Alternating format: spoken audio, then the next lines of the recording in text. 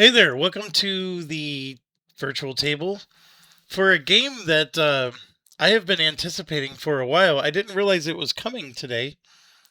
And man, oh man, I loved this game when it came out back in the 1980s. Like, this came out for the original Nintendo.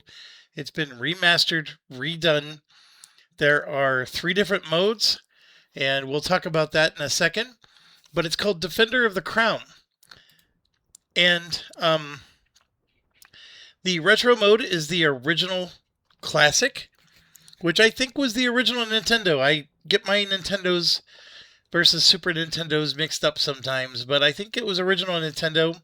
Maybe it was out for the Apple IIe or whatever before then. I mean, I can't say. I don't know the. I'm not one of those people that's going to look up the history of Defender of the Crown. I just know for me, it was a Nintendo game that I absolutely loved. And it's a lot like Sid Meier's Pirates, if you're familiar with that game, where it's a simple game. There's like the game can be resolved quickly, like within one sitting, and it had some dexterity elements to it because you have your Nintendo controller and you can hear the music. Hopefully, like, this sounds familiar for those of you that remember the game. And it's one of those deals where you have to, like, you do fencing, you manage armies, you have to siege castles, you do jousting. And there was, like, you had to be good with the controller. Like, there was an element of you had to get a feel for the game and get good at it in order to actually win. And so, yeah, you would have these, and I'll show you how it plays. So there's a retro mode, which is the original classic without any changes. The classic mode, where they improved it, but it's the same game, just modernized. And then, of course, they added a deck builder with roguelike elements, which is a whole brand new thing. And I have not played any of this. So you're experiencing this for the first time with me. I did click on each mode just to get a high level of what each one looks like, but I've not actually played. Let me just show you the retro mode, because some of you might be racking your brain like, what game's he talking about? And you'll know as soon as I click on it. This was definitely it. They came up with a new version of this on the Nintendo 3D.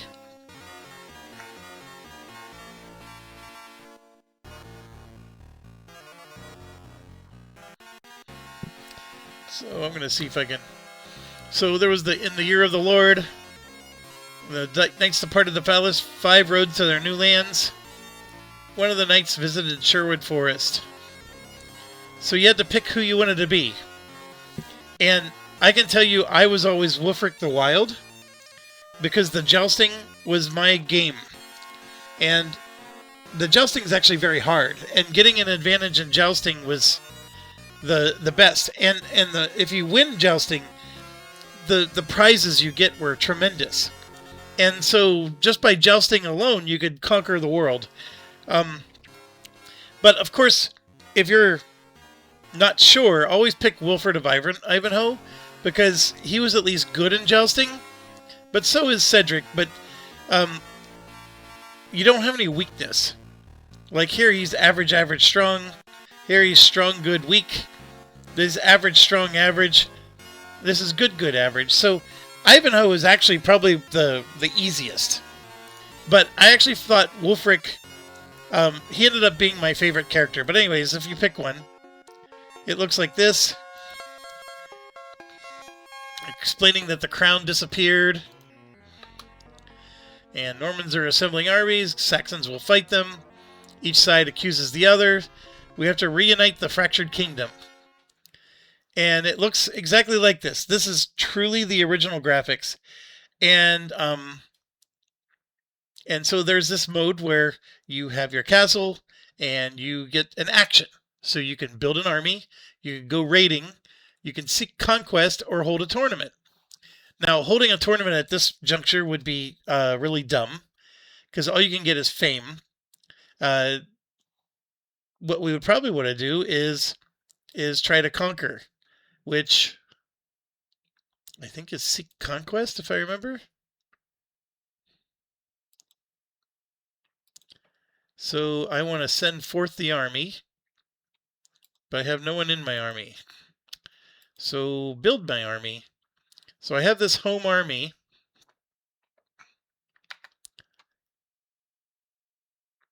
I think there's got to be, I'm trying to remember. All right, so I'm selecting the territory. I get, 3 gold per month.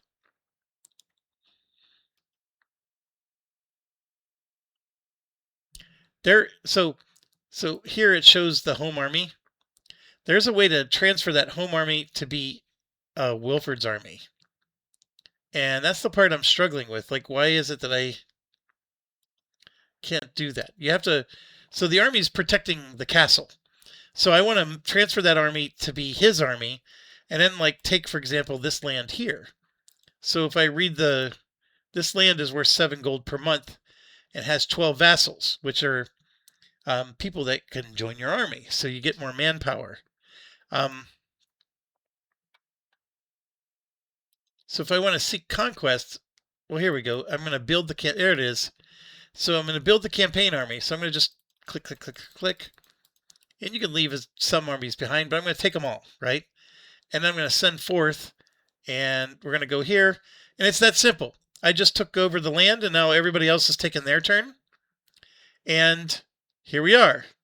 My income is now 10, and I now have 18 gold. And this is the new position. So this blue took this spot. This guy actually didn't take any land. He did, and he did. So I have 1, 2, 3, 4. I have 5 adversaries. Now here's the problem. This is an undefended castle. So this guy with his armies that are here, I don't know how many, could invade me next turn. So I do need to build my army. And so then I would come here, and my home army is, I don't know how I all of a sudden had a home army of 12. There's some things about this game I don't remember. But the fact that 12 people, maybe it's because I had 12 vassals from taking over this territory, that they automatically just joined my army as soldiers. That is possible. There's some things that are fuzzy. I do know you need catapults if you want to siege the castles. And of course the knights are stronger than the soldiers. And then of course you can build more castles at each of these other locations. Or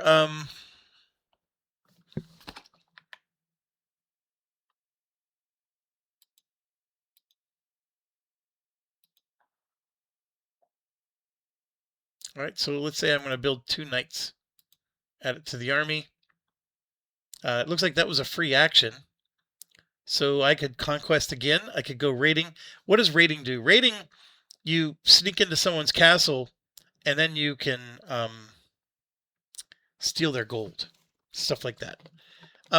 Okay, so anyways, if this is not bringing back the nostalgia or reminding you of the game, then nothing will. Because I mean, I could, like, just for giggles, say, okay, let's go raid this guy.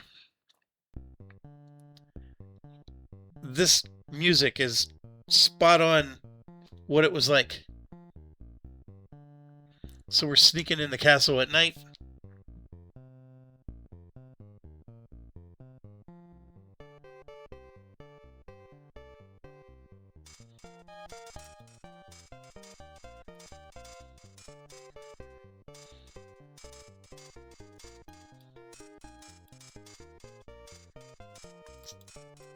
So I fight to the best of my ability, but I'm captured. I have to pay 0 of my 2 gold to be released. So this is one of those deals where, so then, they just took more land, and my campaign army is being attacked. And a lot of this is so I can stand and fight, or you can see they're actually losing, and actually we wiped each other out. And they took the territory from me. So I'm doing horrible, right? Anyways, that's the game. And yes, it is about taking territory. And for example, this one only gives you 2 gold per month, so it's not very good. This one is 1 gold per month. This one was 7. And yes, the AI will go after the 7. You know, there's some basic logic that is going to be a highly contested area, so you're going to have to defend it, like you just saw, and then I lost. Here, that's only 2 gold per month, so I could easily take these other ones. They're just not going to give me as much gold per month as this one did. So anyways, let me let's get back to the main menu, because while that is the retro mode, they now have this mode, which is basically the exact same game, but so much better, right? Now, I do have a tutorial on, because as I just demonstrated, I remember pieces, but I don't remember everything. And, you know, here you can see, like, see that ferocious attack? Remember when we were under attack, we could have chosen the different stances, like stand and fight? Like, it looks like the same options are there. And then jousting makes you stronger in tournaments. And then the sword play improves your fighting ability during raids, which you just saw a little bit about. And so you can see the same 4 people are here with Wulfric the Wild, once again, having jousting at a strength of 3. So instead of using average, strong, weak, like he was called weak, remember, and he was strong and this was average, now you can see there's actual pips. Geoffrey Longsword being all about the raids and nothing else. And then, of course, Wilfred of Ivanhoe is just, boom, straight average across the board. So, for example, let's pick Wilfred here. In the year of our Lord, 1149, when the king returned from the Holy Land, and the kingdom rejoiced, he knighted 6 great warriors who had led him to victory over the infidels, granting his heroes power, wealth, and vast dominions. Many years have passed in peace, until disastrous news shakes the land. An assassin took the king's life. The kingdom is in chaos. Worse still, the crown itself has disappeared, and there is no heir to the throne. Normans and Saxons are preparing armies. Each side accuses the other of killing the king and stealing the crown. One of the knights, a noble Saxon, turns his horse toward the Sherwood Forest.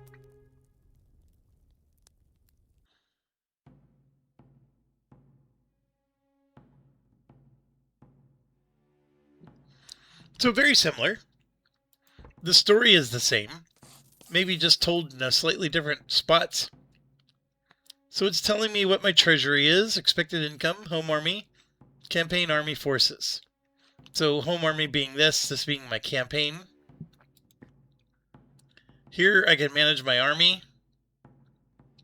Building the army takes up my turn. I can win fame and lands with the tournament. And I can go to the encyclopedia for more. So, same deal. I'm, oh, actually, this is Geoffrey Longsword. That's sure Wulfric the Wild. So, I'm up here, actually. So, that's interesting. So, yeah, you sometimes start in different places. So here you can see, excuse me, the income is +2. Here the income is +4, +3, and Robin Hood will give you favors. I don't remember what the favors are, but like, for example, if I'm trying to siege a castle, Robin Hood could help like damage the castle ahead of time, so they're a little bit weaker for me. And I do distinctly remember, because you get 3 favors. When you're trying to take out your first castle, you definitely want to use him, because it just gives you an early edge to the game. And then later on, it's going to be you and one other lord, because the whole map is going to get settled, right? And it's going to be half yours and half his. You're going to want Robin to help you, because he's going to be very powerful. And so Robin can help you with that kind of stuff. So, what can I do here? Well, right now you're safe. They cannot take your castle unless they have a territory next to you. So you could freely just take all 10 armies. This one gives me income of 4. So I think I would rather take this one. So boom, I took it, but then you can see what everybody else is doing. So now I just got an income of 7. And some territories have vassals who await your orders.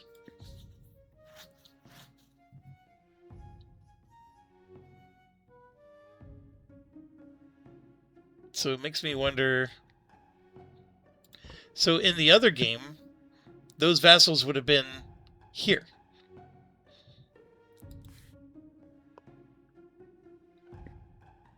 There we go. So the territory has 6 soldiers because that's what the vassals are. I see. I want to leave them there to defend the territory. And if anything, I want to just take more land. So let's try this. You can see there's already conflict over this, because this is a big important one there.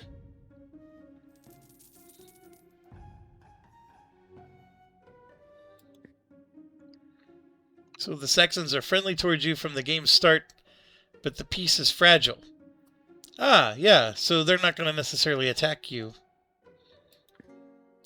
Protect your castle from the invader. It is true. You lose your castle, you lose the game. So let's see, that one has an income of 8. See, a lot of really juicy ones down here. So these two... Oh, I never noticed. We have a fragile peace. So I don't have to worry about them attacking me. Although I'm wedged in right now. And then down here you have Cornwall, who's hostile. Buckingham's hostile, and so is Norfolk. Okay, so... Now, what can you do if you're wedged in like this? One of the things you can do is you can hold a tournament. And then I can say, I'm going to risk this land against that land and challenge Wulfric the Wild, who's really good at tournaments. But then I would at least have a land now that I can attack him and leave these two alone, right? Because that's the thing, is I need a way to get to my enemies without necessarily breaking the peace I have with these other guys. I also, if my memory is correct, these two will break the peace treaty whenever they think I'm weak. I am sitting on 24 bucks. I could. It costs 5 to hold a tournament. We could try it. And the problem with the tournament is it's so dang risky, because if you lose the land. And if I remember, like from the Nintendo days, it takes a while to get used to the controls. And so sometimes you're losing just because you have no idea what to do. Like you have to point your lance, and you have to stay balanced on the horse. Like it was, I mean, just like with all Nintendo games, you play it enough times, you eventually get good at it. But you're going to end up playing a game like this dozens of times to have to practice, so you finally get good at the controls. So I could do it right now. I guarantee you I'm going to lose, because I have no idea what the controls are. It's not like the other one where you were watching the sword fighting and then, they just had a winner. That's not the case with the jousting, assuming that they kept it true to the original game. I think what I want to do first, I'm going to spend an action to spend my money here. Let's get some army going. So we have a home army of 1 castle. I see. So it's saying I have 24 potential. So let's get like 1, 1, and 1. Like that's a whole turn. So here you can see war is raging, and purple lost.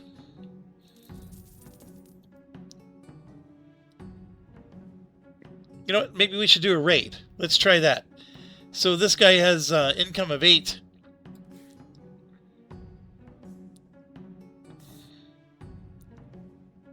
I don't know how much money they have, but this guy looks like he has a lot of income. So let's go ahead and raid his castle.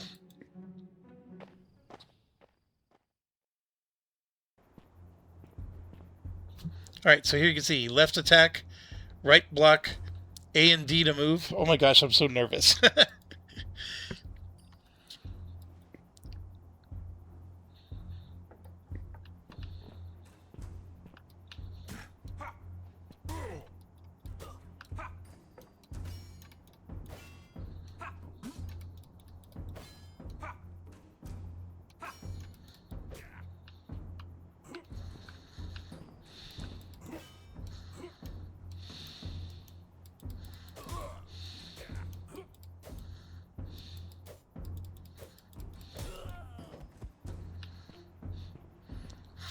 Yeah, you have to fight more than one.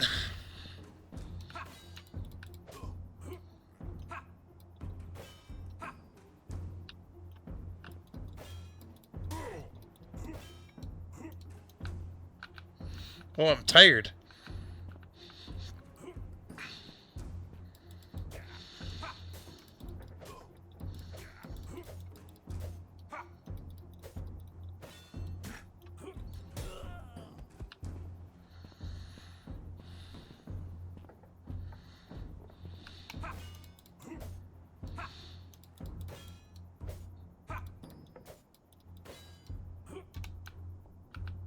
I'm so tired, it won't even let me move.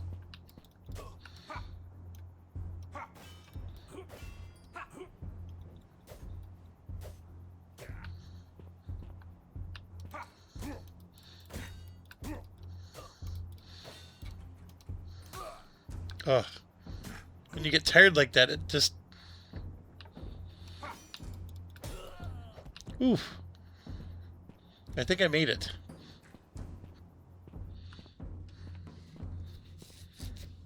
No, I have not. Now I have to go up against the captain.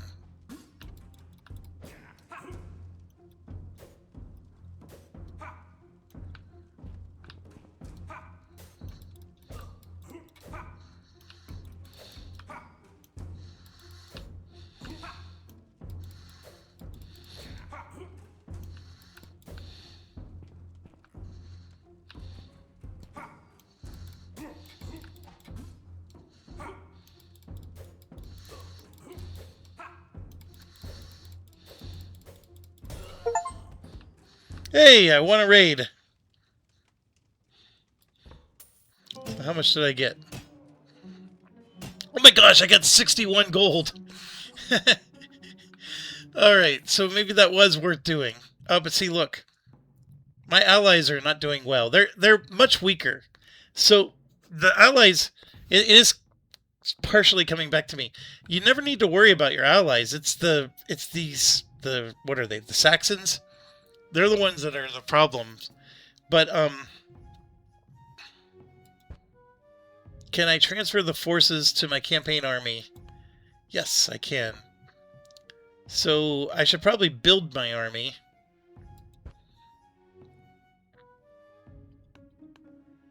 I'm going to get one more catapult.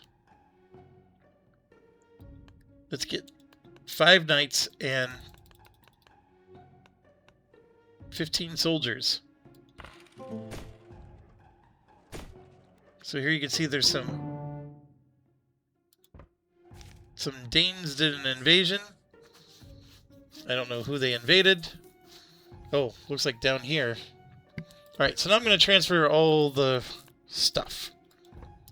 So I got myself my army, and I'm going to invade this guy. Now this is going to use my leadership, which is average. And you can switch between the different tactics. He has 22 soldiers. I could bombard him. Retreat is not defeat. Sometimes you do have to retreat. But let's go ahead and try bombard. Oh my gosh, that happened quickly.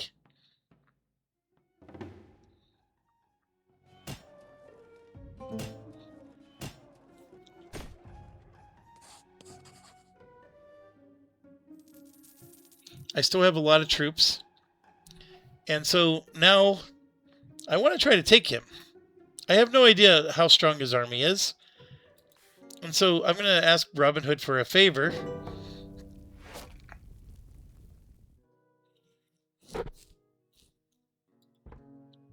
So what is the favor? The favor is just he could grant me extra swordplay. He can give me another 13 soldiers, another 5 knights. I want to take the castle. So I'm going to click on the castle, and we're going to go ahead and siege it. And I don't know if that means he's going to give me the extra troops for the siege. I distinctly remember he helped weaken the castle, but maybe that's not how it works in this one. And this is also a skill game. So you choose a projectile. This is a fire one. These are the boulders. There's the disease. And let's see what it says. You can stop and storm at any time, but you need to break the wall. So there's 6 days of siege. The garrison has only 1 person. So it's as long as I can break the wall, I can get in. The disease will weaken the defenders and reduce the garrison.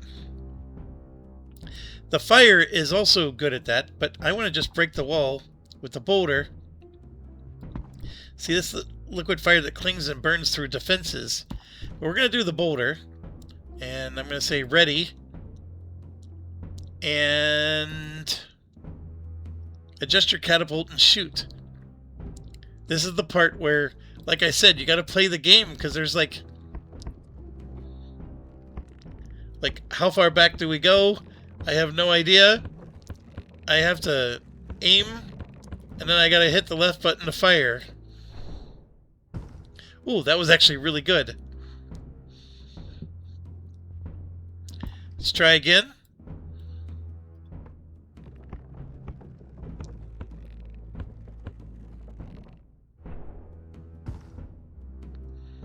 I think that's good. Maybe it's not. Try one more time.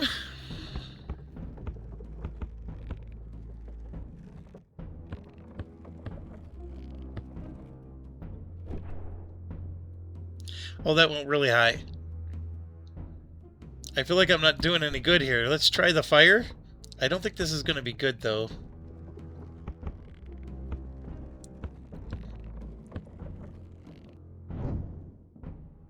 Oh, that went too high. Oh, man. Am I really going to lose a siege to a 1-person garrison?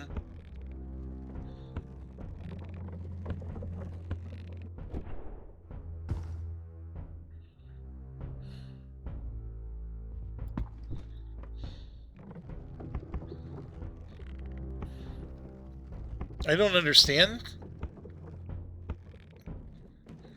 But, like, even, like, just the pulling this back, like, what do I do with my mouse? I'm just...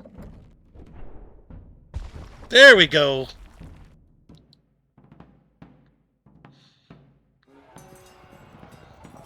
So, I did get extra troops from Robin.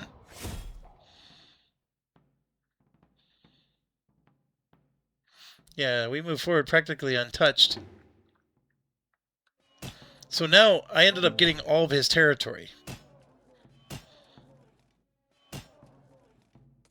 I know I'm making the game look easy, but there's difficulty levels. Although I don't know how to set the difficulty level. There's things that can be done. It's a simple game. Even on the Nintendo, it was a simple game like this. And I do eventually, like, these guys, see, like, look, these two are hostile towards me now. You see that? They're no longer my friend because I defeated him, which is crazy. Because, like, this guy was obliterating them. So, you know, do I transfer forces? Do I build army? I'm going to build army.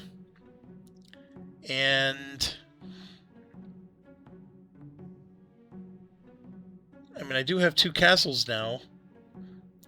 The thing is like, I was trying to build an army here, not here. How do I dictate where the army goes?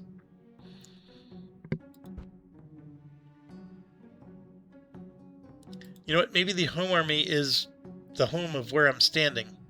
So yeah, let's do that. So I'm going to build... So let's just come up with 1, 2, 3. 1, and then 12.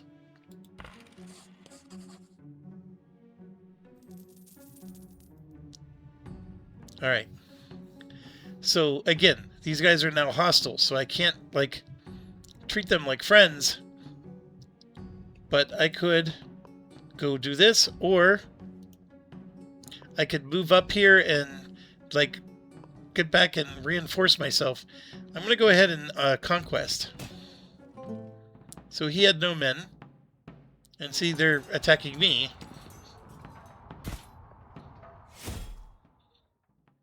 I got defeated really bad.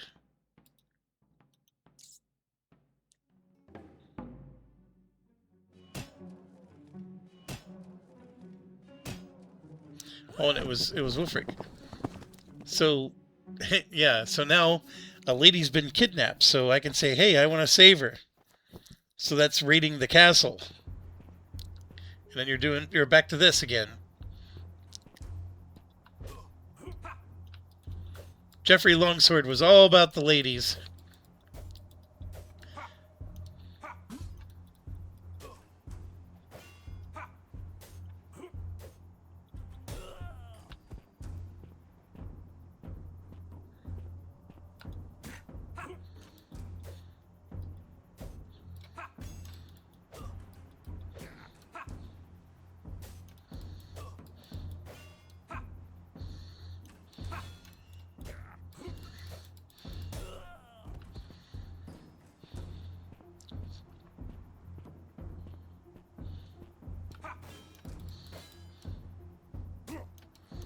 Oh, I'm exhausted. He's exhausted.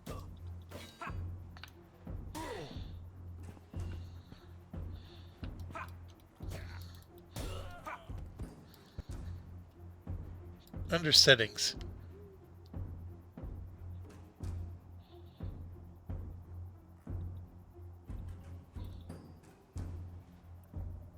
I don't see a difficulty level, but maybe there's one somewhere I'm not aware of.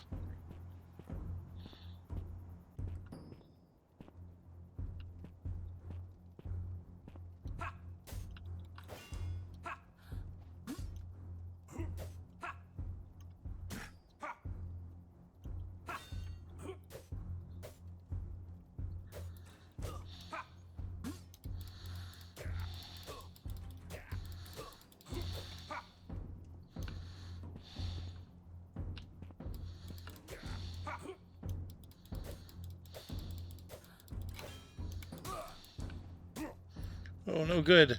No bueno.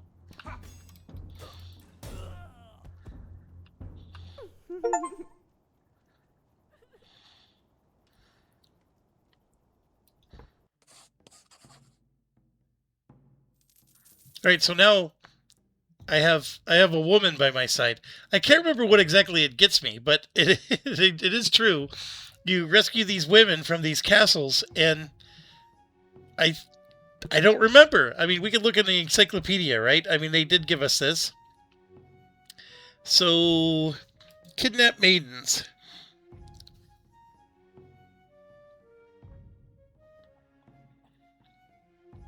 She becomes your wife and gives you 2 additional leadership points. And then you gotta rescue your wife if she gets kidnapped. I mean, it's a great game. I don't know what else to say. I loved this game back in the day. And, I mean, I don't know where the difficulty level is. So, like, if you're deciding, hey, this is too easy. But I do like the effort. Now, here's my problem. Do I siege him? Because this is my home castle. If I lose it, I lose the game. And, or do I have to, like, retreat back and, you know, take care of him I think I have to retreat back, and I could go and siege him and just end this. So there's the weakness again. The garrison is just 1 of 1.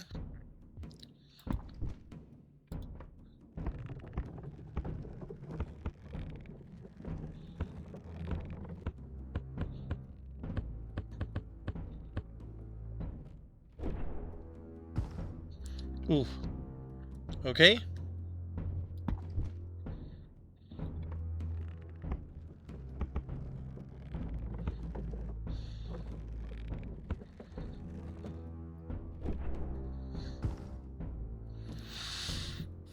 Now, if you were doing the poison, it was always best to go over the wall, because you need to get it inside the castle. And, like, even with the fire, I remember you don't want to just hit the side of the castle with this.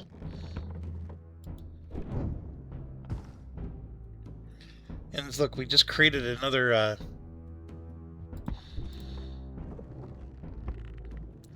let's try another fire.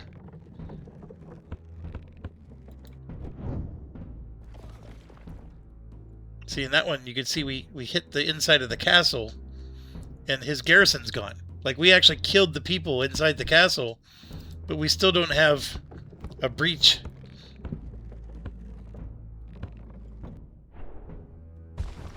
There it is. And so we could storm now, or I could keep shooting. But see, they have nobody left, so let's go ahead and storm.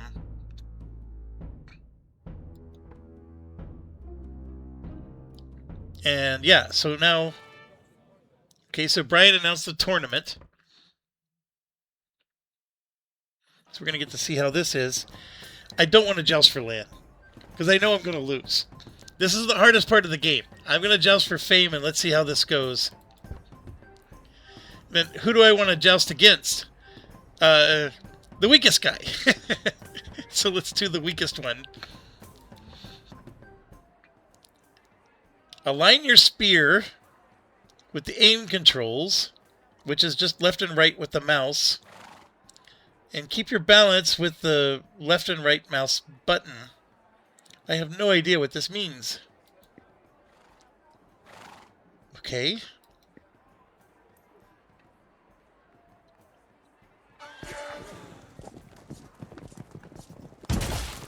Oh, I actually think I hit him. I'm staying with the fame. Looks like they don't eliminate each other. We'll go ahead and go after him. Man, that was quick. Like, as soon as we started.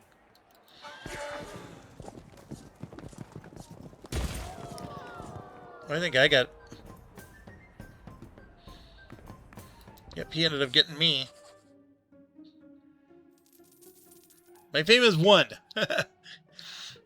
Alright. I have 100 gold. I'm sitting pretty. This is where you want to start leaving behind garrisons. So, for example, the home army has this. I'm still uncertain, like, what that means. Because, like, I thought this home army had that.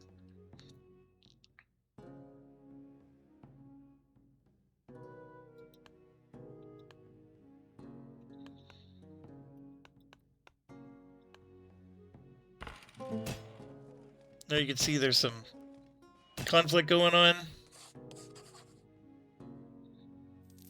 I mean, I'm making awesome money now. So the home army has all this stuff, so I'm just going to take it all. And I could go after either of these guys. I'm going to go after this one. Let's siege him.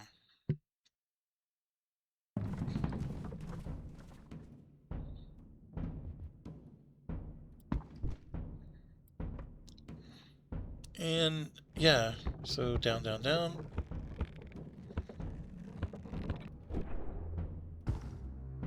A little low.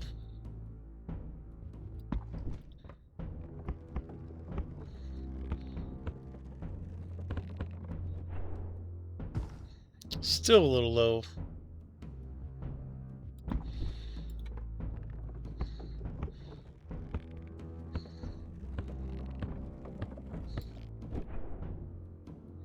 Way too high. What the heck is going on here?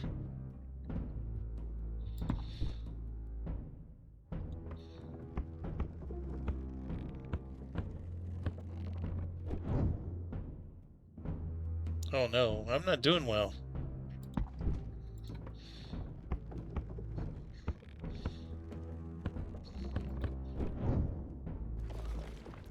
Well, I killed the garrison.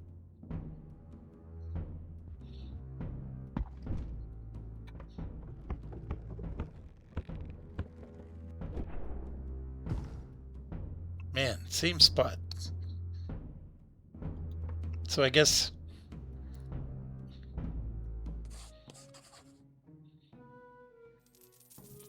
this is way easier than the original game so far. But like I said, there's difficulty levels in the original game. And if you played the easiest level, of course it was easy. So yeah, now I'm going to go siege this guy. I have a massive army right now.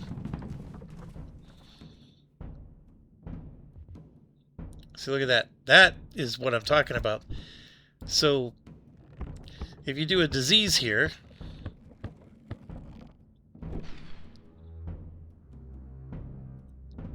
and see, that was too high. If you get it to just go over the wall and land inside the courtyard area, it'll,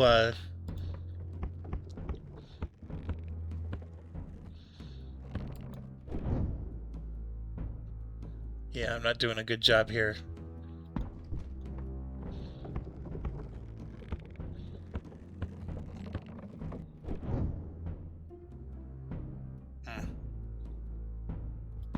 Alright, let's focus on breaching the castle then.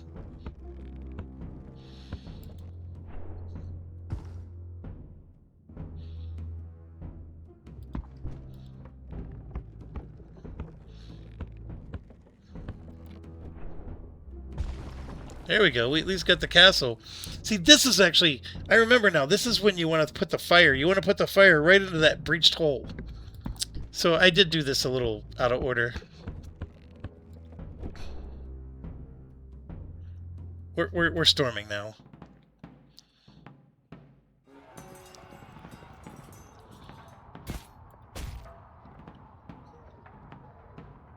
I mean, I have 5 catapults, so I'm going to bombard him.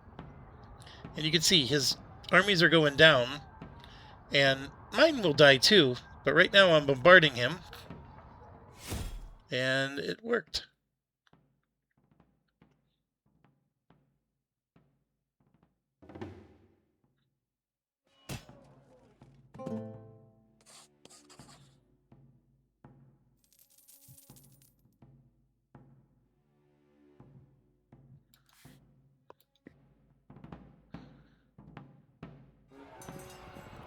Alright, so he's got a bit of a...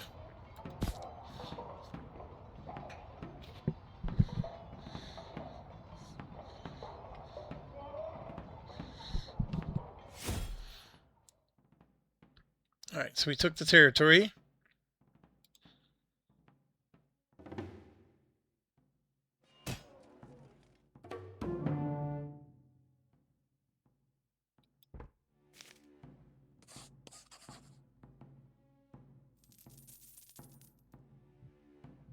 I don't know. Oh, I lost that territory.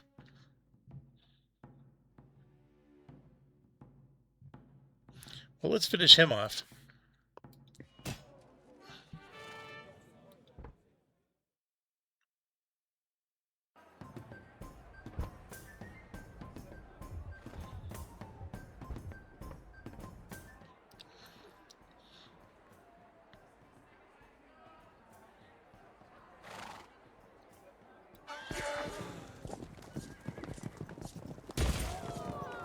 Oh, I think I did it. Nope. I lost.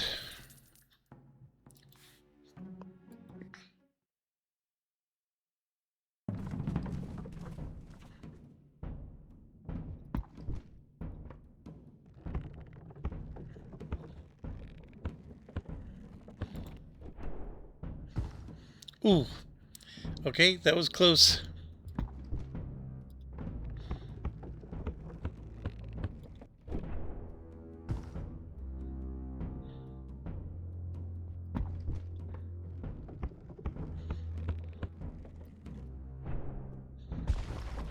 Alright, so we breached.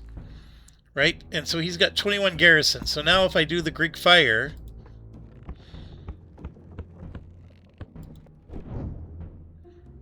it's too high. If I can get it to go right inside of that hole...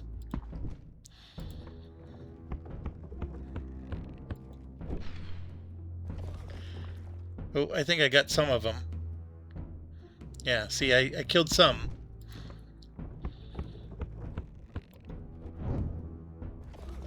There you go. See? I got it through the hole and he's greatly reduced.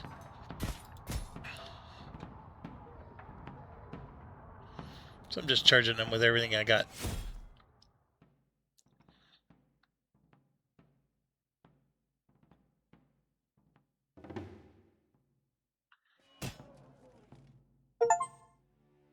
Yeah, I didn't have to go back and take...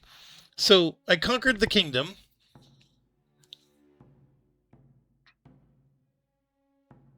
And Robin had the crown all along.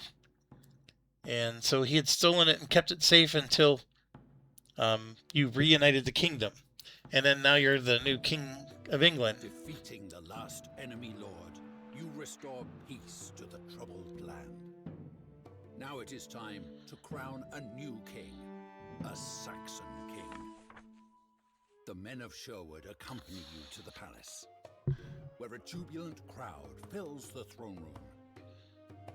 An old friend ruled here once with fairness and compassion. Suddenly, excited whispers race through the crowded hall. The crown has been found. Robin has it. He was the thief who took the symbol of power after the king's death. His men have been guarding it in Sherwood Forest, safe from the Normans. Grinning broadly, the noble outlaw turns the crown over to the Archbishop, who begins the ceremony that will make you King of England.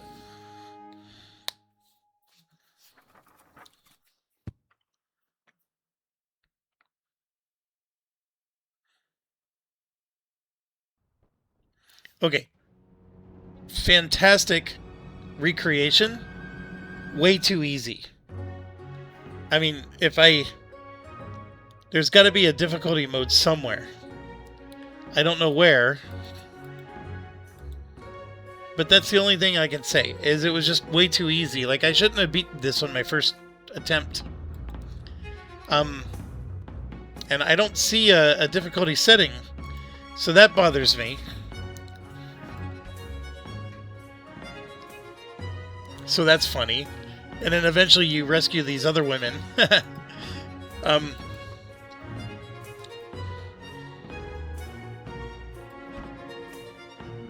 So when I say new game,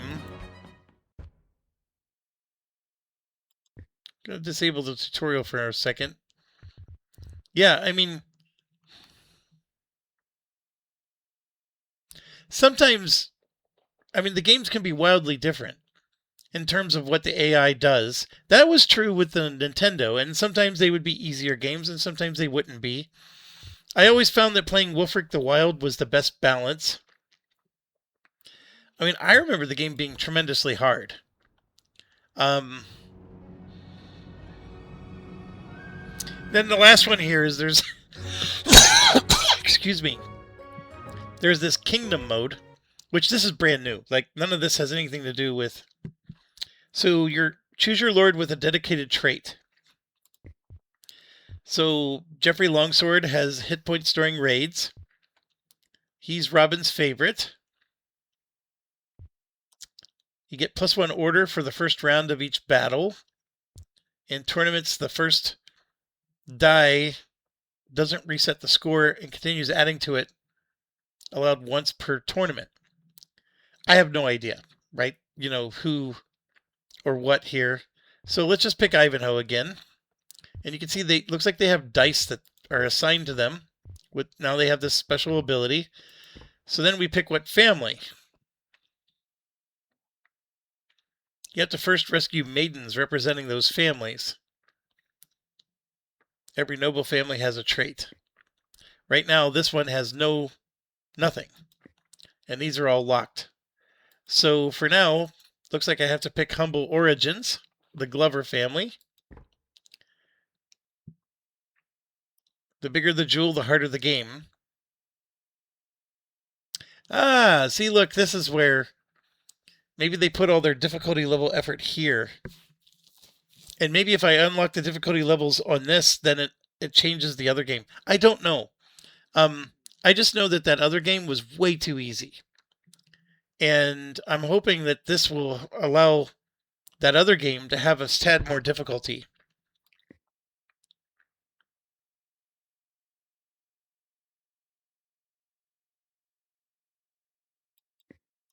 So this is the difficulty. And obviously all the jewels are unlocked, so I only have the first one. That's fair. I'm okay with that. Explore the lands to reveal further treasures.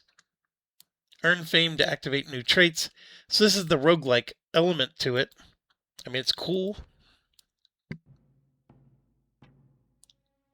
You lose health in battles. If you lose all your health, your conquest ends. Each one gives you a special number of orders depending on their type.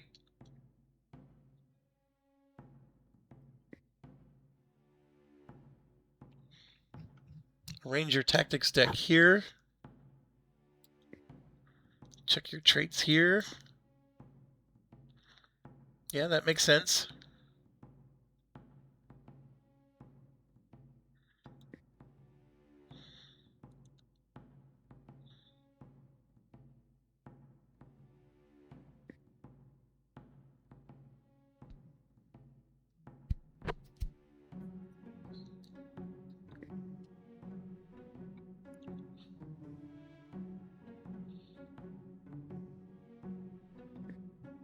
So you have like 7 turns to get to some of these.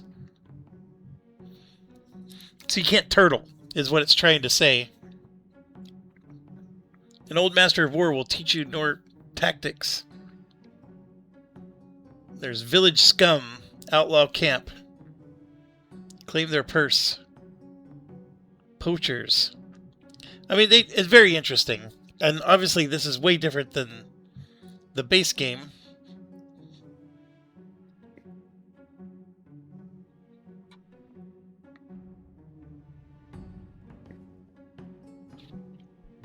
So this is battle cards, basically. So you make your deck that you can use in battle. Obviously there's nothing I can change here.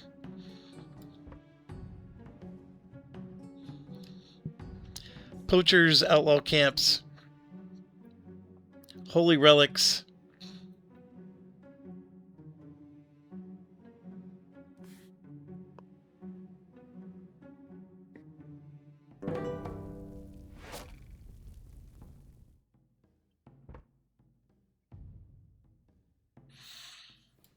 That's really cool.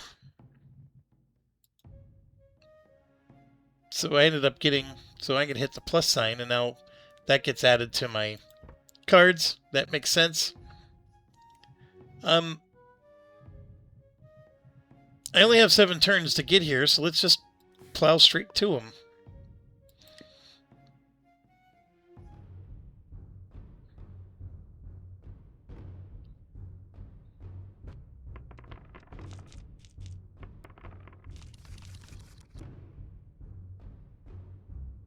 You can discard and redraw up to 2 tactic cards. I have no idea, so I'm just going to move forward.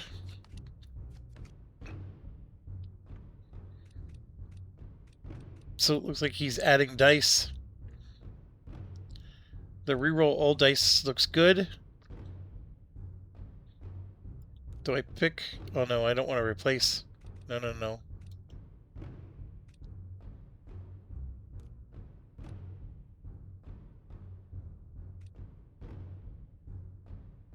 I'm okay with these.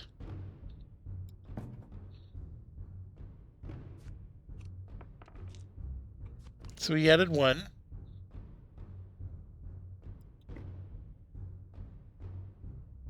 I have 10 orders. I see. And this probably costs 2 orders to do.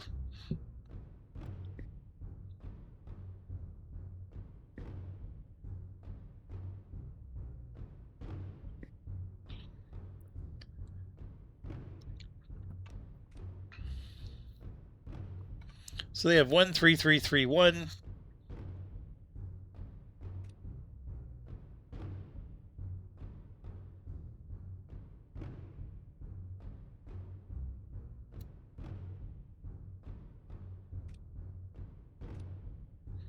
So I would destroy one of his 3s if I use this. I can re-roll all my dice. I can increase a random die by 1. Swap the enemy's highest pair with your highest die. I like that one.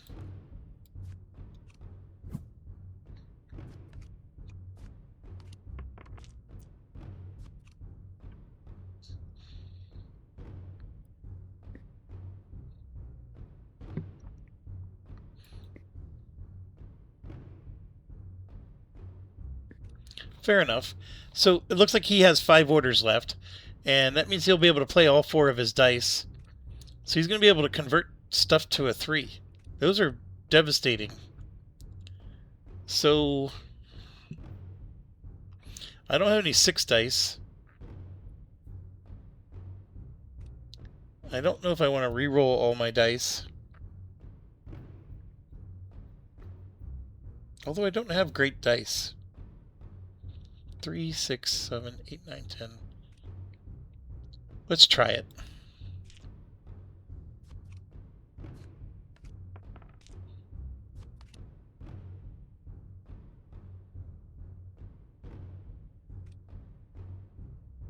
It would just be destroying 1s.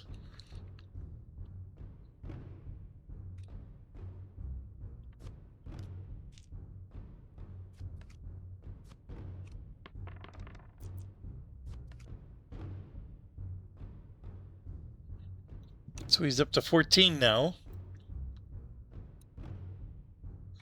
It says for each pair of 1 or 3, add 1 die. I mean, look at all these 1s.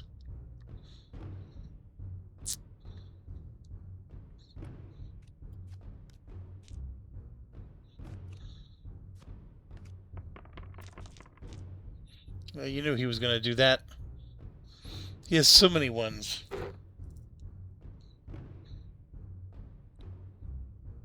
I would be able to convert this to a 5 and get 3.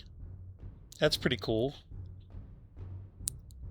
His largest group, would be this. Yes, yes, yes. That was devastating to him. I think we're good.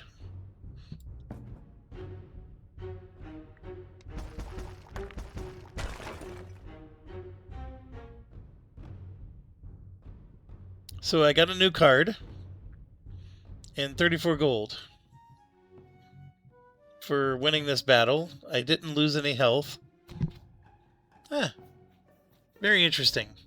And then I have 6 turns left to do one of these things.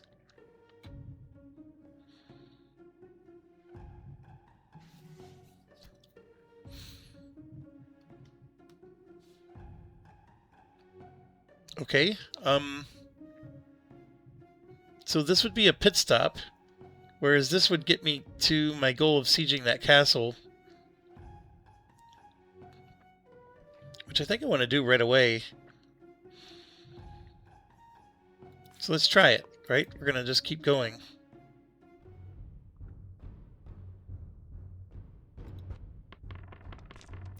Alright, so I'm starting with an 11.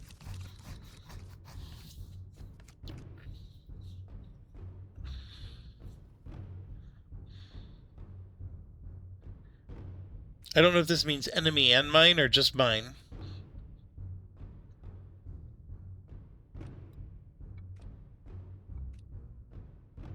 Oh, I could replace 2. I'm not at a point where I want to replace anything yet. I'll just live with what I got.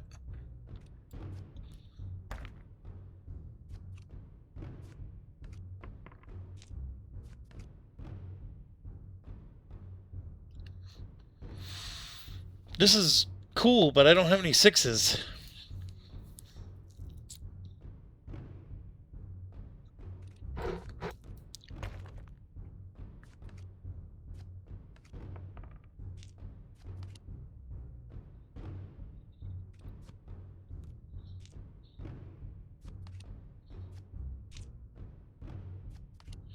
Oh, look at that.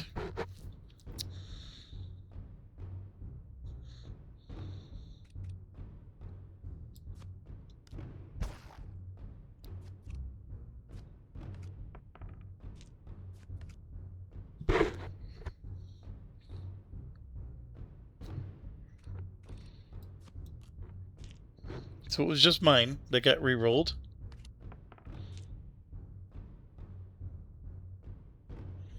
So I could get his 2 3s and give him a 4. That would give me a net of +2.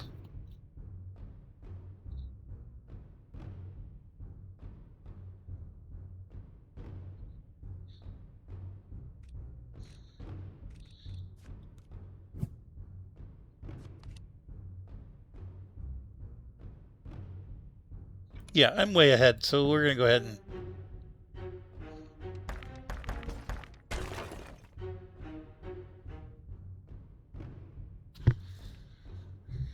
Got 37 more gold. So I need to recruit a catapult in my army, which I don't have. How do I recruit a catapult?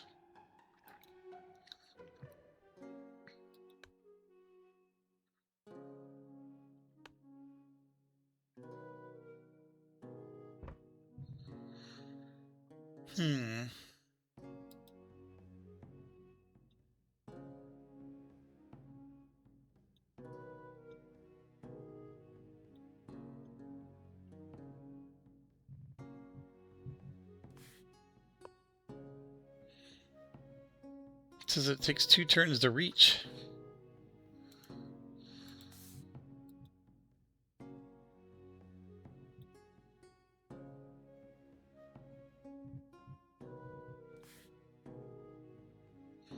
I don't have a catapult. Yeah, it's not letting me do that.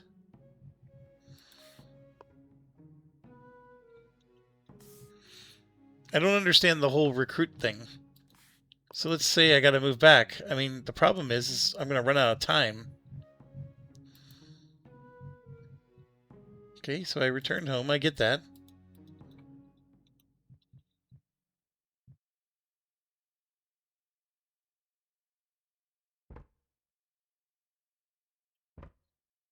I don't get it. I mean, do I have to disband a troop? Because these are locked? So let's say I disband this. Oh, there it is.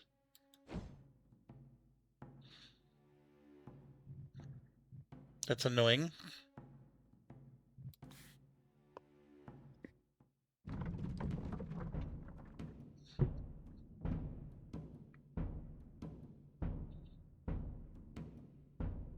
Only the values on the dice. And I know their total value.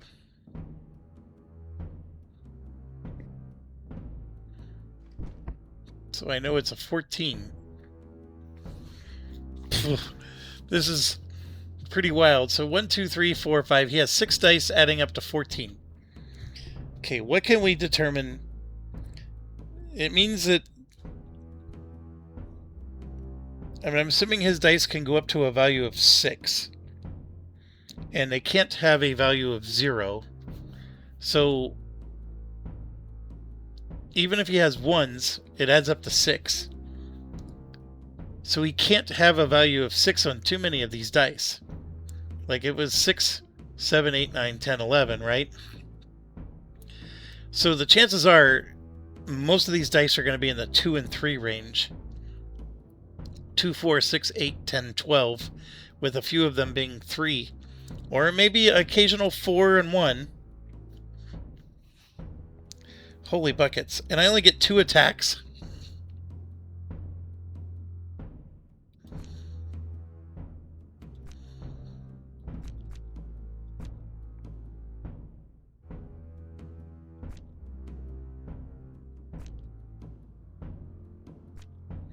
I have no idea.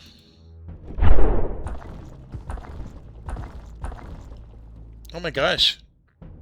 Okay, so the exact location I don't need to get right. As long as I got the amount right. Okay, that makes this a lot easier. So 1, 2, 2, 4 was correct. The extra 2 here was not, and the 3 was not. So what I'm going to guess is that there's a 1 and a 4. There we go. They lost 2 companies.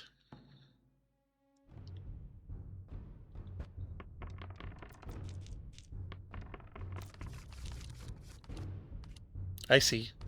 And he's got a lot of orders.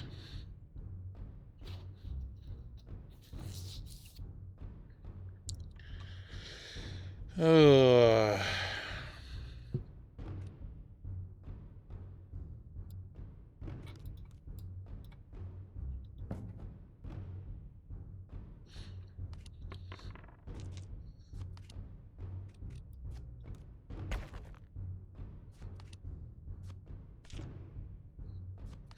Oh my goodness.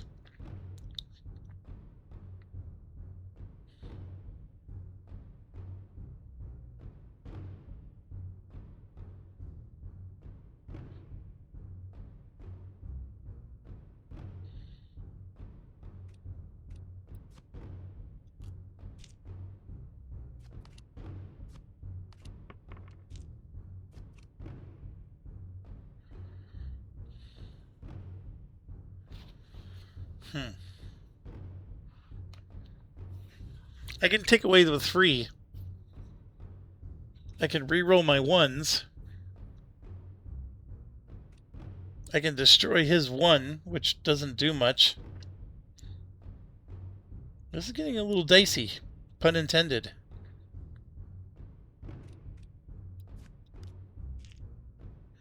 Alright, that helped.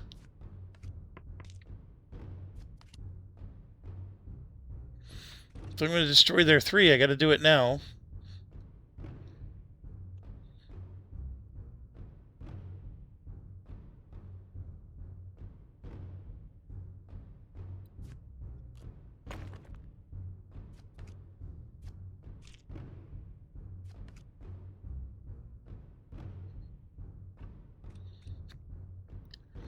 So it'd be the 1 or the 2 that would get destroyed. I can decrease one of them by 1, which I know is only going to be a 1. This one could potentially be a 2.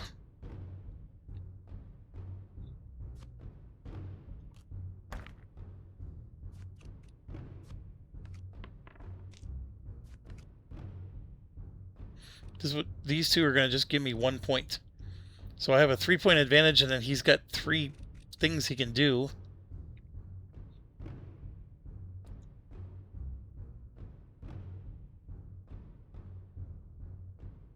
Oh man. This will potentially reduce him by 2. Let's take a chance. It worked. So there he goes. He added 1. I think I have to do this.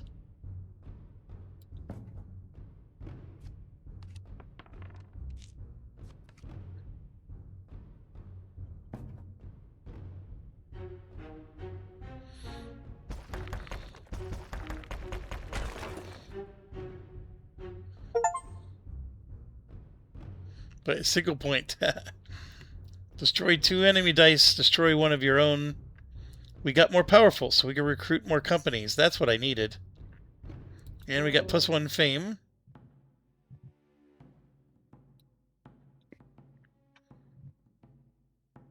So it said my land's been ravaged. I don't know what exactly, because you notice that the 6 is gone, right?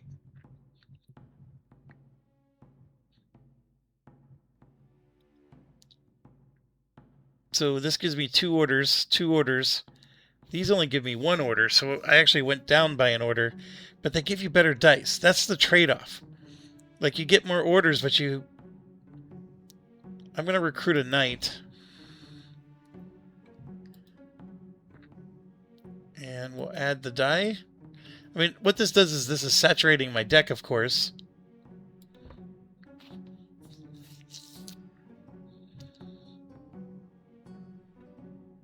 I missed my chance to free Rowena.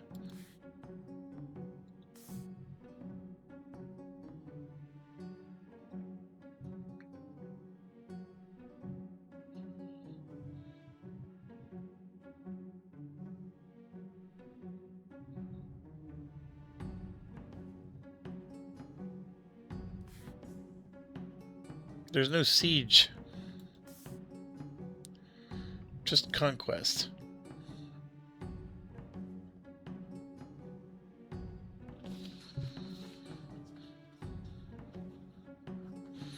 got a lot of money.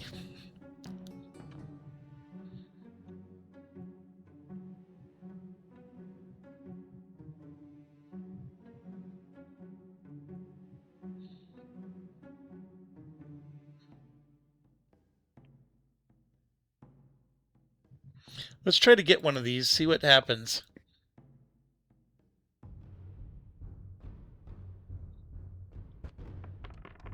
This card play is not super entertaining. I mean, it's definitely interesting. I actually would prefer the other mode. Just a little harder. So I want to replace this one, because I don't have any ones.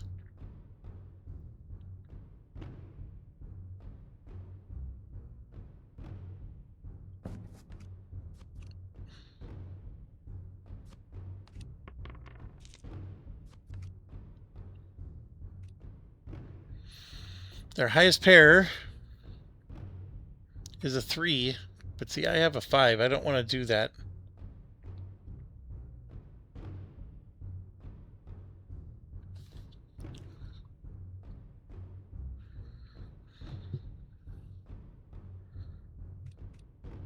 They have a 6.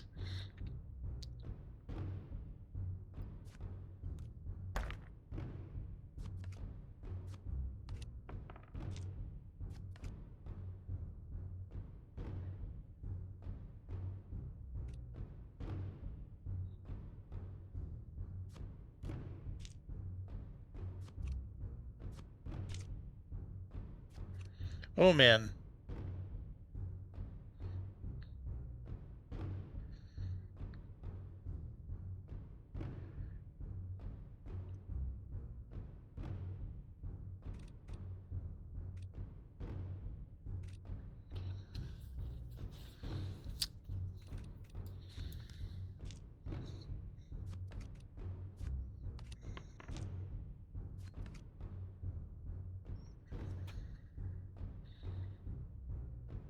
I mean, I'll get 2 3s. He'll get a 5. I will change the balance by 1. But it's going to cost me 2 points. I have 7.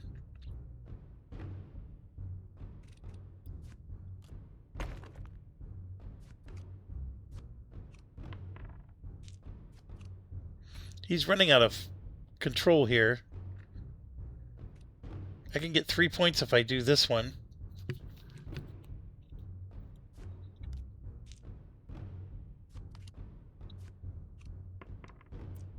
That's his last one. So he's 2 points different from me.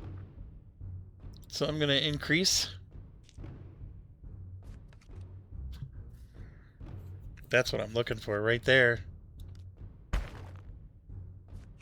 Now he's completely...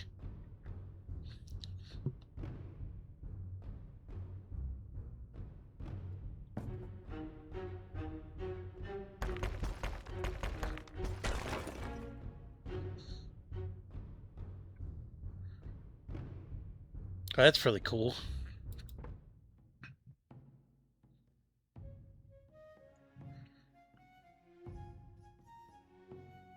Didn't I, like, I can use him twice a turn or something like that?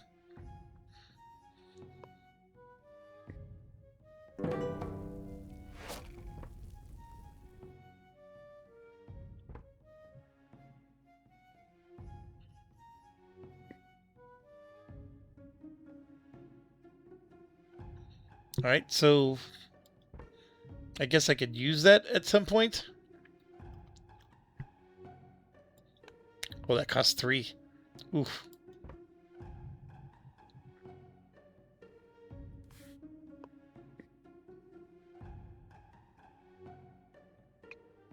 Make a random die you own iron.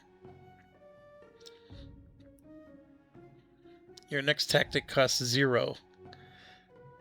I don't know what iron does. It looks like I get both of them.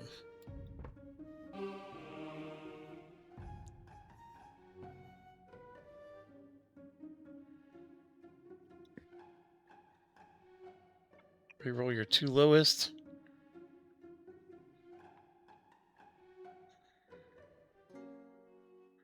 Select a random die and then add a die so they form a 7 pair.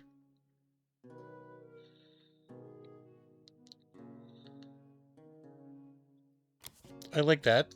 I have enough money to buy them all. So I will.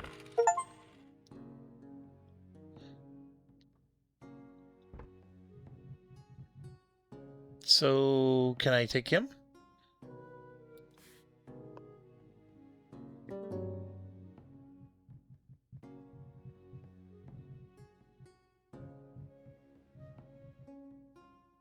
It looks like I just took it.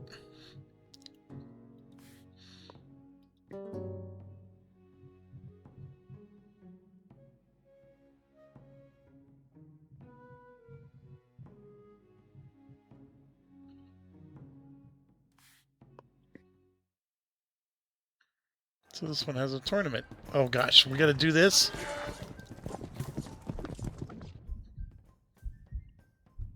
Oh, so this is all about the dice.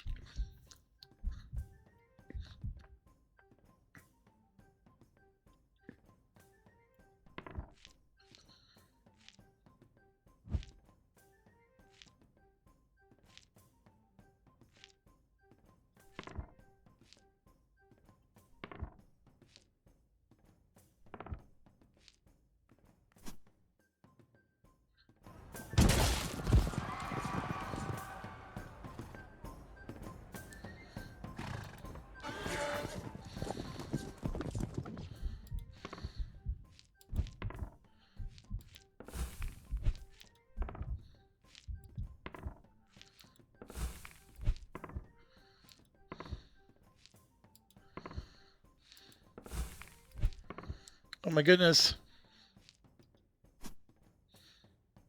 I so totally lost. Alright. Really weird mechanic.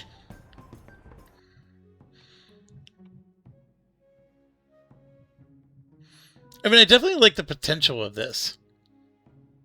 And I also understand the whole reroll of 1 that the Wulfric the Wild had. But, like, why would I not just do this? Ooh, 28.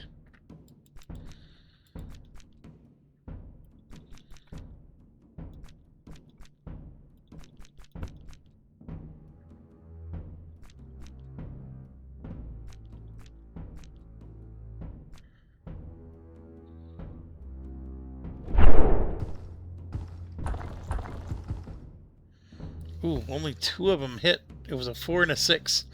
So what this means is there's no 5s. So that means there's more 6s, there's more 4s, but then there's 2s and even a 1. And we got to get to 28. Ooh.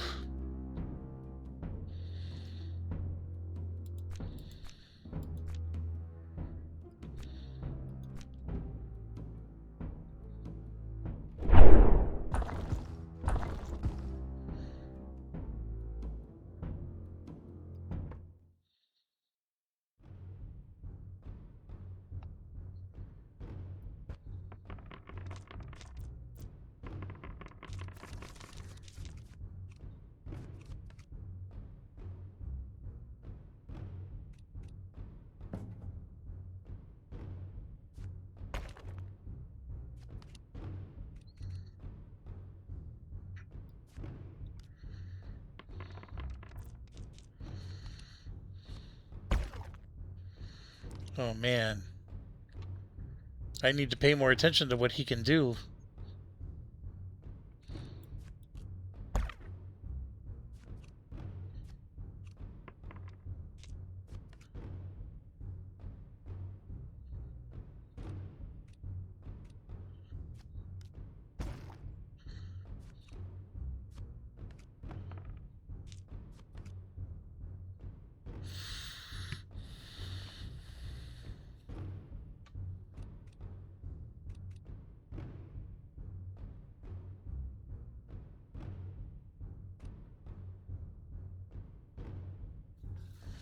For each 3 of 1 or 3s, destroy A random enemy 4 or 6 die.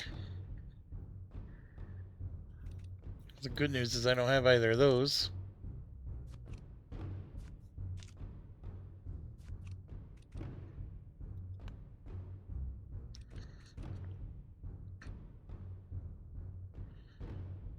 I don't know what this one means.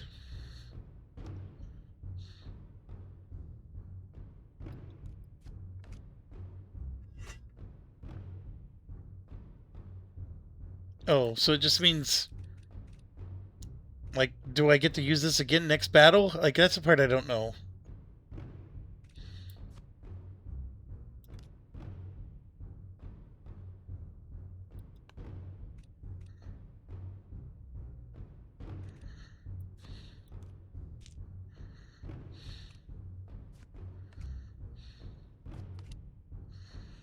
There we go. So I negated it, but he has 6 power left.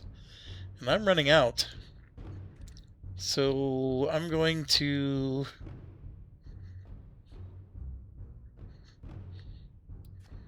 use the finger. Gonna give him the finger.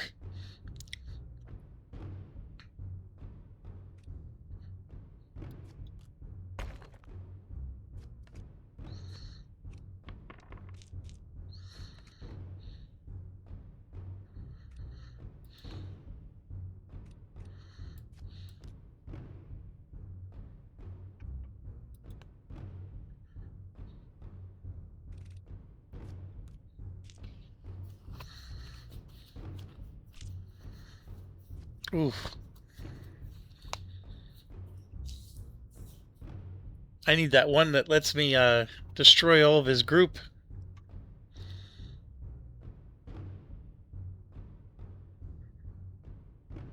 I can give him a 5 and take 2 3s.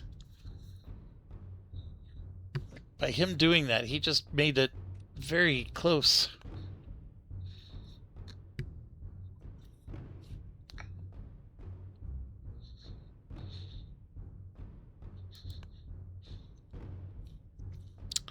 Man.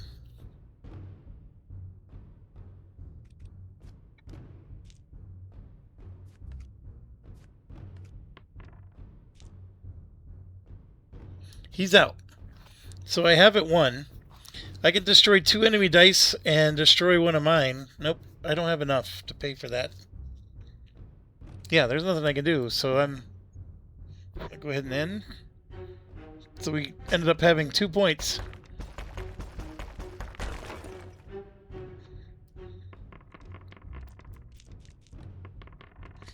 Okay, what just happened?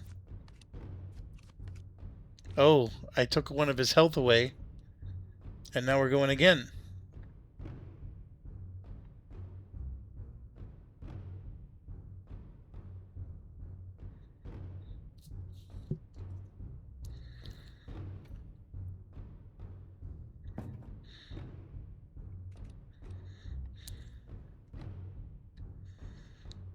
The problem is my highest is a 5.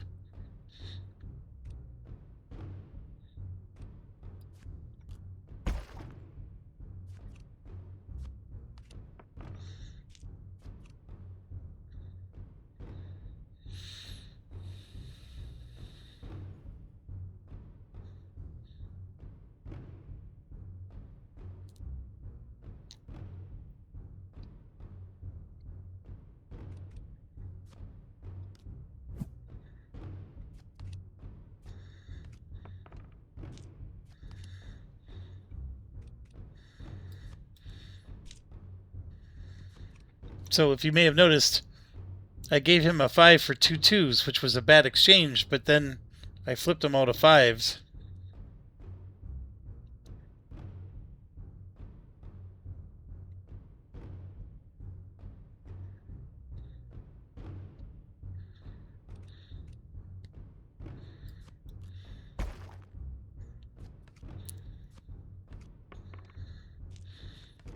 He has 11 power left.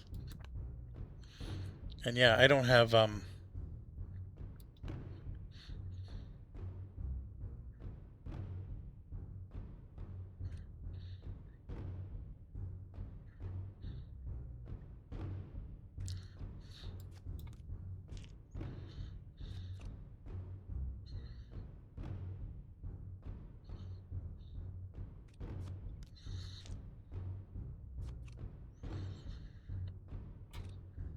So what's he doing? I guess he passed.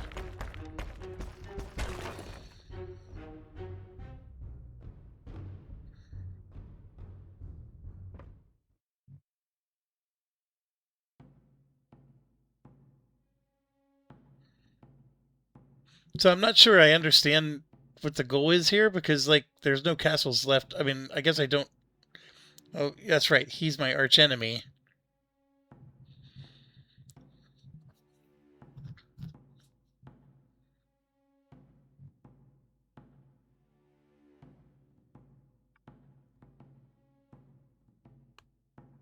All right, I need to pause real quick.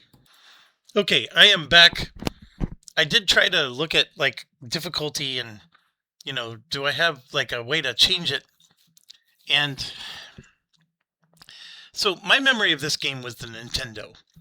And through the comments, people were mentioning that there was like you do a fight with crossbows and with mace, um or like a flail. And I remember that now that they mentioned it. And so apparently this was originally done on an Apple whatever. No surprise.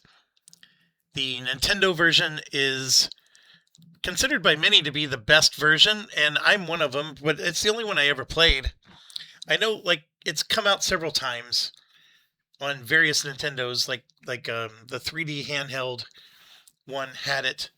But anyways, the developer said that this one is based off of the Amiga, which is Defenders of the Crown 2. I didn't even know there was a second one. But Defenders of the Crown 2 was basically just the first one with bug fixes and improvements, which the Nintendo version was more or less equivalent, but they added like these extra things. And anyways, I'm not alone. There was a couple other people that complained that the game mode was too easy. And all I got to say is that, yes, it was too easy, but on the Nintendo, there were difficulty levels. And the difference is just, you know, the castles for these enemies. I mean, they would have like 60 troops defending them. And so, or maybe even 200 troops defending them, 250. By the time you got to the final castle, you might be facing 1,000 troops. And so what I'm getting at is, like, when you saw me play through it, I mean, I was, you know, fighting 8 people in, you know, various battles. It was no more than 8 to 10 people. And maybe towards the end, I was getting up to, you know, maybe 20 some people. But I'm sitting there with over 100. So, like, it was real easy to win. And I guarantee you it's not that easy, at least on the Nintendo version. Now, for me, it's just a fix of, you got easy, medium, hard, you know, whatever. And sure, the easy is, it lets you get into the mechanics like we just did. Like, okay, now let's bump it up to the hard, where, you know, you can't just rush straight for someone's castle and conquer it, because, you know, they have too many troops. So anyways, hopefully that gets fixed a little bit here. And then the other thing in the comments is people hate this mode because it's just cards and dice rolling. And I mean, it is a little weird.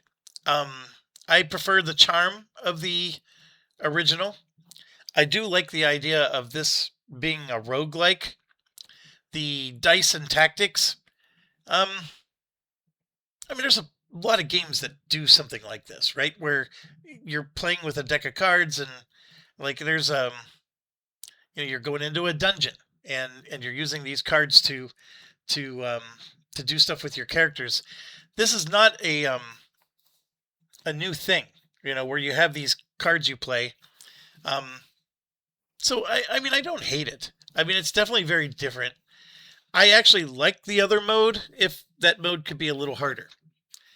It's just that's where the nostalgia was. That's the game I fell in love with. I don't hate this. It just, you know, it is what it is. And I'm a little confused because, like, do I need to paint the whole map? I think I can just go for him and defeat him. That's the weirdness of this. So let's see if we can So I got 163. Oh, I like that one. And now I think I'm going to do this one. I only have 43 left, so there we go. Then we're going to go here. There we go. Now we get 2 more relics.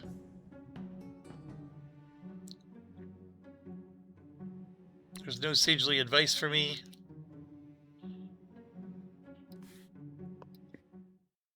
I don't know if I'm going to win these tournaments.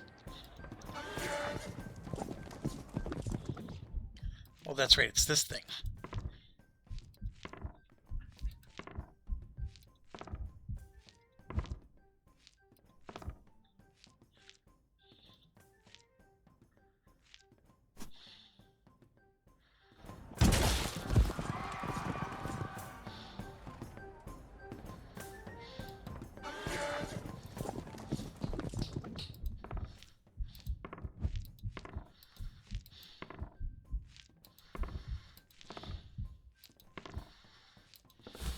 Ah.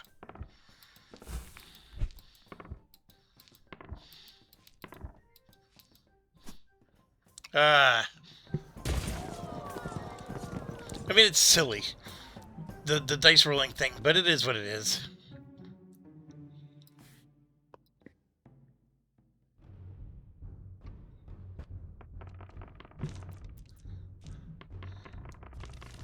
Alright, I gotta pause again real quick. Alright, I'm back.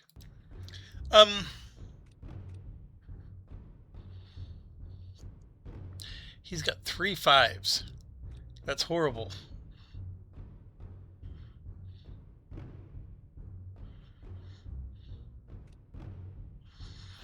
That one's also horrible.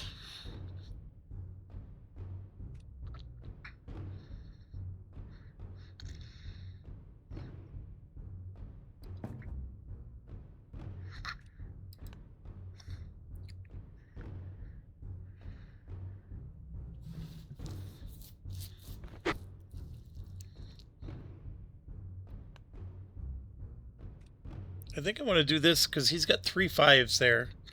I guess it only gets rid of one of them, but...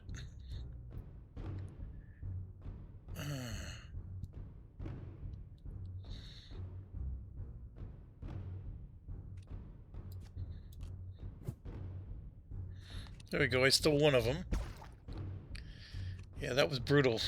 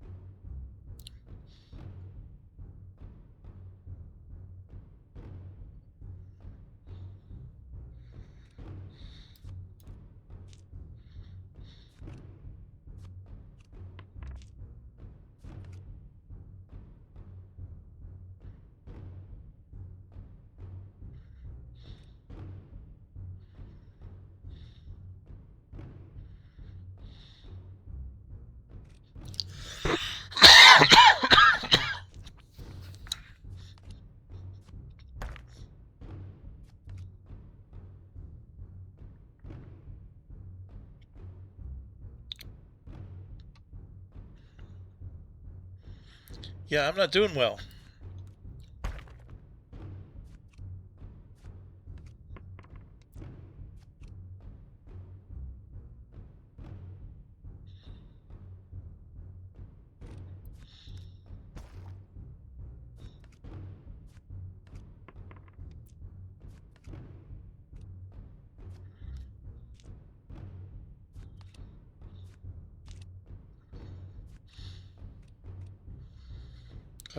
I gotta use some relics here.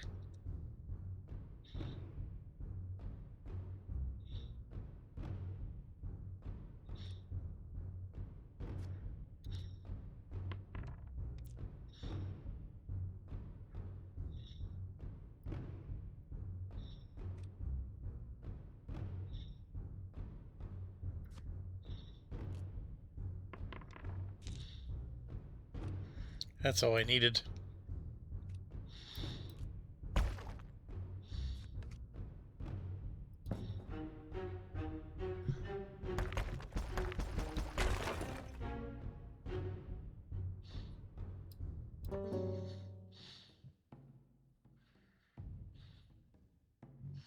See, those are ravaged lands, I'm assuming, with the fires.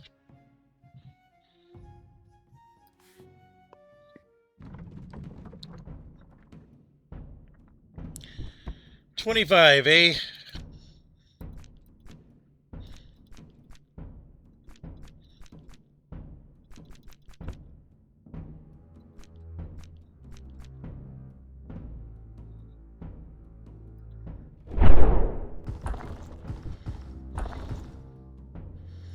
Okay, so there's no 5s or 4s. That's really helpful. There's no 2s either.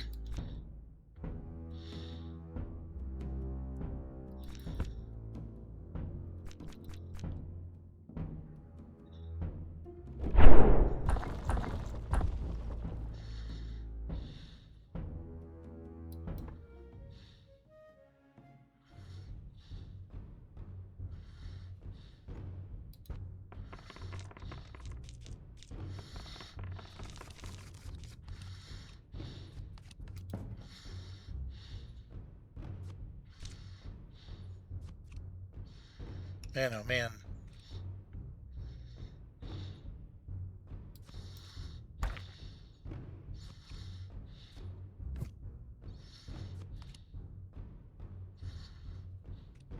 For each 4-4, 4-6, or 6-6. So I can make it so my 6 becomes untouchable.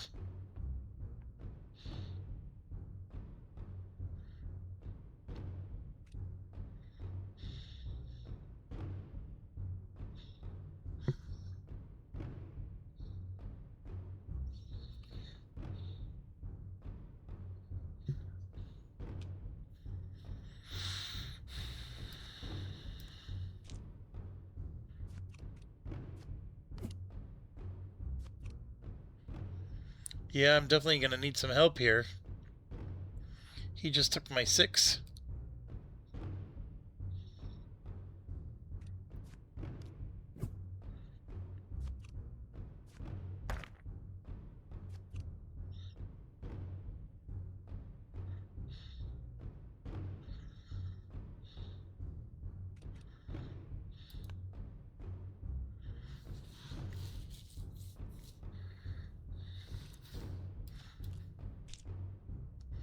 There we go.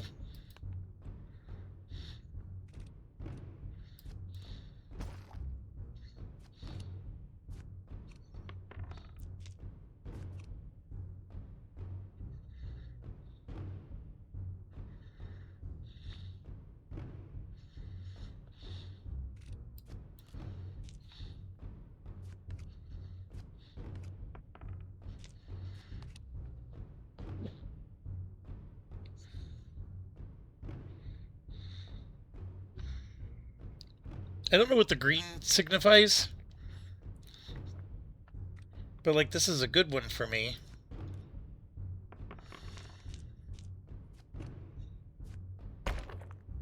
Ooh. I'm going to go ahead and pass. So I should take away one of his hearts here.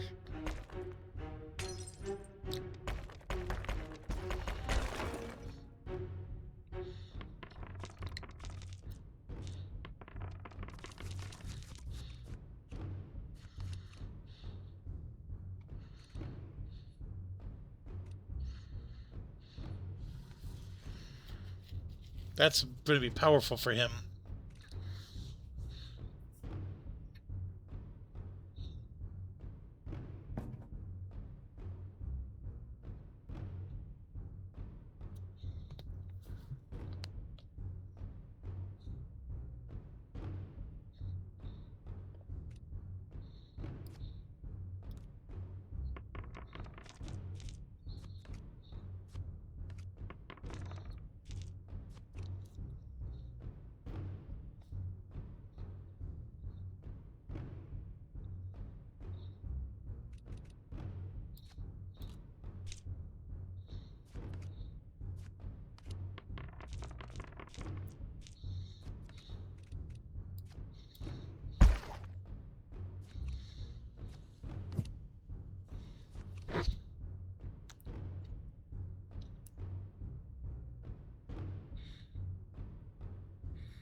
Hmm.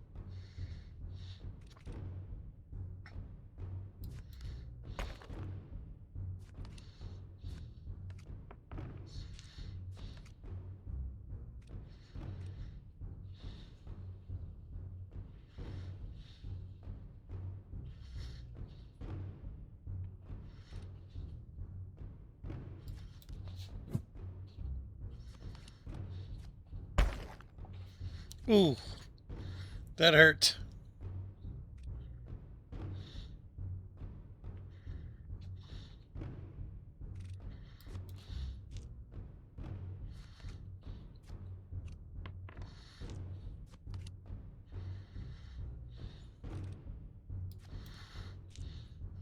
That's all I can do.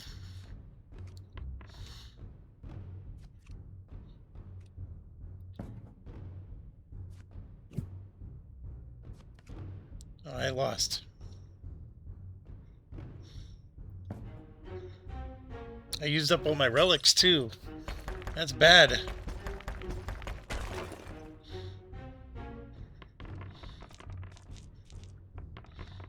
I mean, the good news is I have 4 health, but still.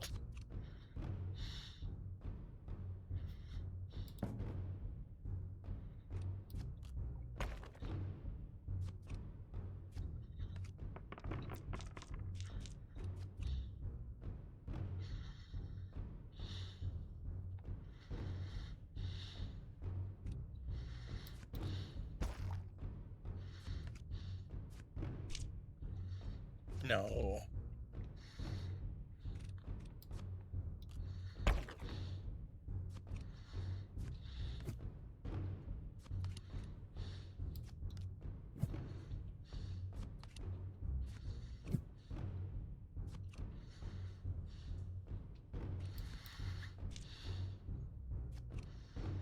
This stinks.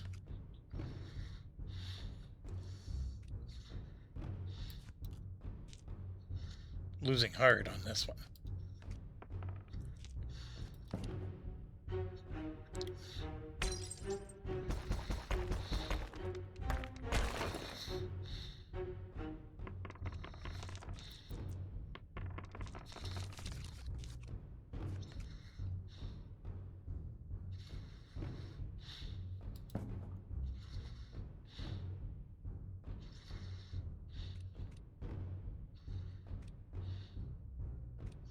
That's the one that hurts.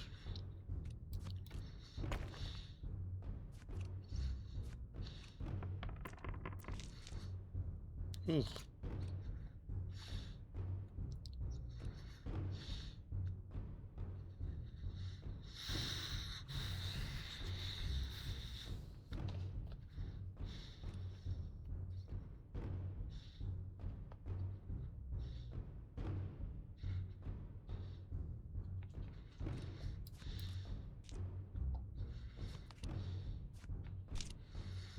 You knew that was coming.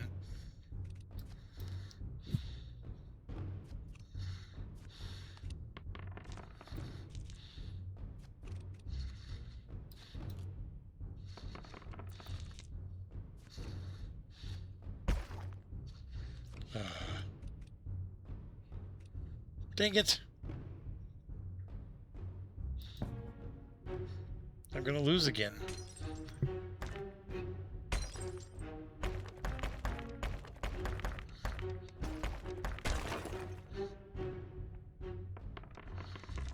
This is crazy. I lose if I don't win this.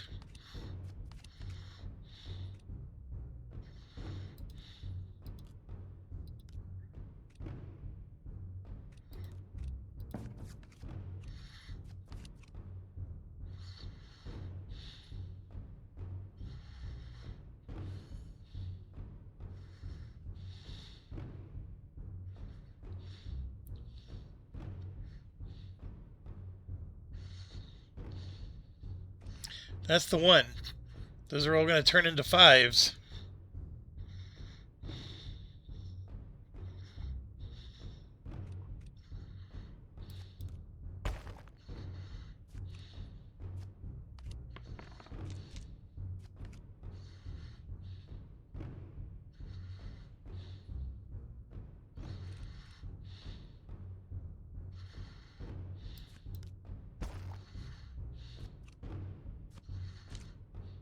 That's what I was worried about right there.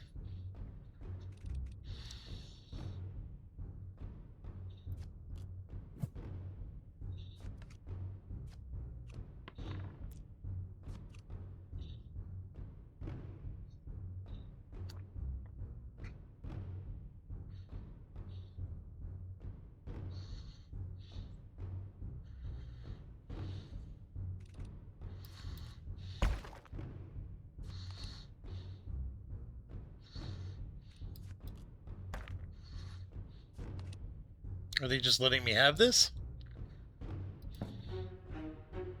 Because I'll take it.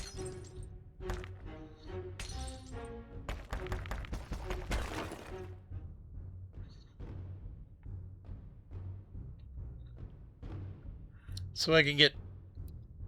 Oh, it looks like I get all 3. I get an emerald die. See the companies guarding bandit camps. And a fame.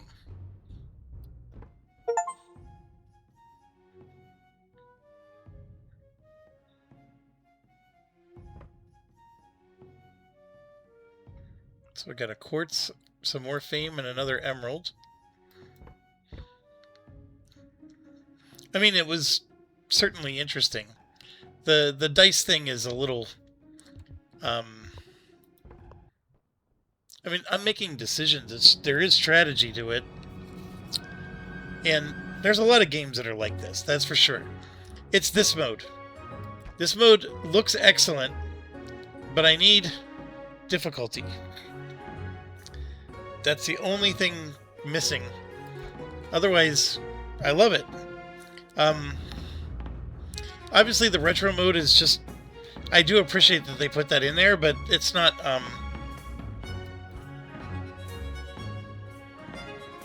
Yeah, there's just no difficulty. Anyways, thanks for watching. As always, stay awesome.